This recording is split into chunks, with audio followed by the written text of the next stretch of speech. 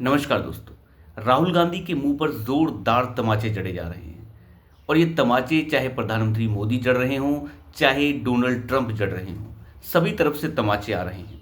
Hindenburg की firm भी अब दिवालिया हो चुकी है, तो हिंडनबर्ग की रिपोर्ट भी नहीं आने वाली अब।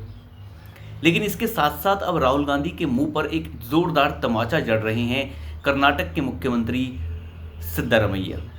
सिद्धारमैया ने यह बता दिया है कि तुम्हारी अब नहीं चलेगी।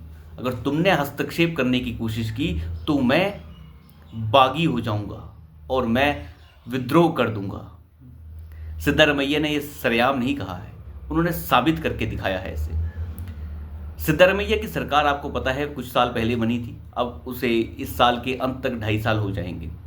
तब अंदर खाने ये बातें सामने आई थी कि 2.5 साल के लिए मुख्यमंत्री बनाया जाएगा, 2.5 साल के लिए सिद्धारमैया को बनाया जाएगा, 2.5 साल के लिए डीके शिव कुमार को बनाया जाएगा।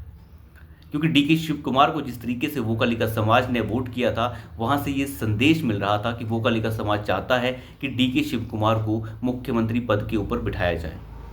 लेकिन राहुल गांधी के प्रिय हैं सिद्धारमैया, तो उन्हें मुख्यमंत्री बना दिया गया।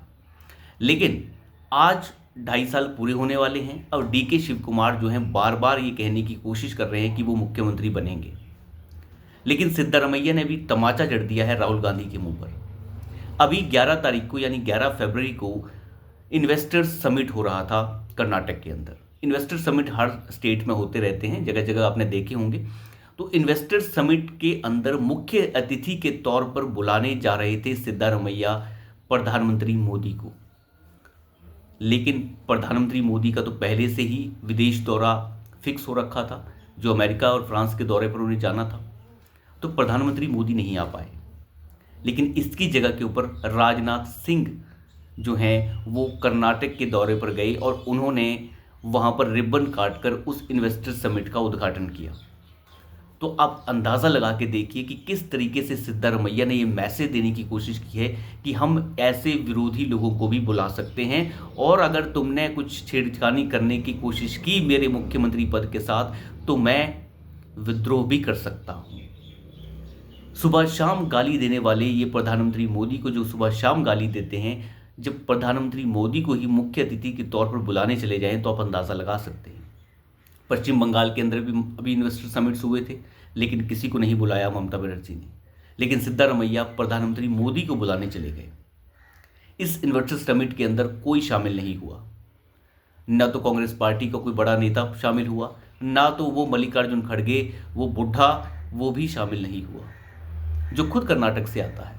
तो सिद्धारमैया ने ये मैसेज बिल्कुल साफ दे दिया है कि राहुल गांधी चाहे जो भी गाली बके, हम वही करेंगे जो हमारा मन करेगा, और अगर तुम लोगों ने मुझे मुख्यमंत्री पद से हटाने की कोशिश की तो मैं बागी हो जाऊंगा, और मुझे प्रधानमंत्री मोदी के साथ भी जाना पड़े तो मैं हिचकिचाऊंगा नहीं।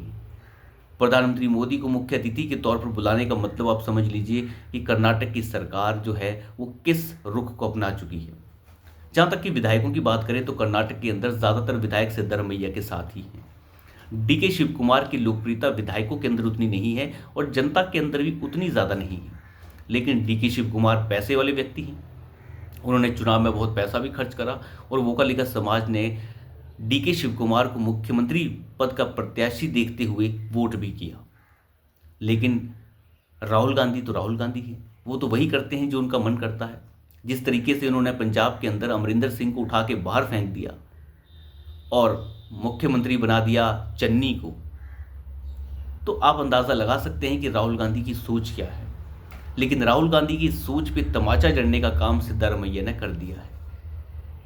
कर्नाटक जहाँ पर गिनी चुनी जगहों के ऊपर ही कांग्रेस पार्टी की सरकार है, चाहे तेलंगाना के अंदर हो, चाहे कर्नाटक के अंदर हो, चाहे लूली लंगड़ी सरकार हिमाचल के अंदर हो, लेकिन कर्नाटक के अंदर इतने बड़े राज्य में सरकार जो कर्नाटक के अंदर चला रही है कांग्रेस पार्टी, वहाँ पर अगर राहुल गांधी को इस तरीके के तमाचे मिल रहे हैं तो उन्हें पता होना चाहिए कि वो किस तरीके से राजनीति खेल रहे हैं। राहुल गांधी फेल साबित हो रहे हैं हर जगह के ऊपर। वो अपने नेताओं को इकट्ठा रखने में भी काबिल नहीं है। जिस तरीके से उन्होंने हेमंत बिस्व शर्मा की बेइज्जती करके उन्हें भगाया था, तो आप देख सकते हैं कि हेमंत बिस्व शर्मा ने किस तरीके से कांग्रेस पार्टी छोड़कर अपना अस्तित्व दोबारा से बेहतरीन तरीके से साबित किया है। और सिद्धारमैया चुप बैठने वालों में से है नहीं। उन्होंने बता दिया है कि मैं ज्योतिरादित्य सिंधिया की तरह छोटा मोटा नेता नहीं हूँ। मैं अशोक गहलोत के आगे जैसे कि सचिन पायलट झुक गए वैसे झुकने वाले लोगों में से नहीं हूँ। और मैं साबित कर दूंगा कि मैं विरोधी दलों के साथ भी जा सकता हूँ।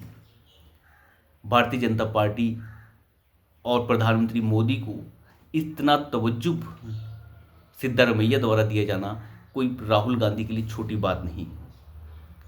तो अभी के लिए इतना ही। धन्यवाद।